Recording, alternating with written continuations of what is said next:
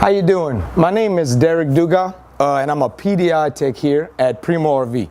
I want to take a few minutes and show you how to maintenance your slides, what to look for, and what we have to use on the outside. So here, the first thing is you're gonna have, this is your wiper seal, okay? So this is what wipes the water off when you're closing the slide. And on the opposite side here, you have what's called a bulb seal. That's gonna seal you from the rain when it's closed. So what you want to do is every once in a while you want to look at this and you want to look at that wiper slide and make sure that they're not drying and cracking. If they are inside the store, this is a rubber seal, this is a treatment. And all you're going to want to do is you're going to just want to put a little good bead on it, right on the rubber. And then you want to take a towel and you don't want to wipe it off. You just want to kind of smear it everywhere and leave it on. Make sure you get it all good.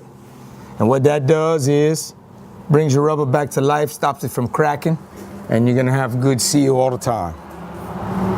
Here on the bulb seal, you're gonna want to do the same thing. Just run your little bead. Take your towel and just kind of smear it on. And make sure you want to do it both sides. You want to do the bottom and also on the top. You want to do all the way around. And once you do that, your seals are going to stay in good condition. Here on this particular slide, we have what's called a ram slide. So you're going to have two rams on each side, and at the bottom, there's a gear. And then you're going to have the motor that's going to run it in and out. Or sometimes this starts getting rusty and starts squeaking and making noise. So what you want to do is, this is a dry lube. What this is basically is a silicone spray that sticks to the gear. And all you're gonna do is just spray the gear.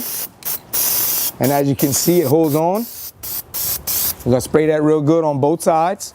And also a little bit where the motor is, main gear. And now your slide should quiet down.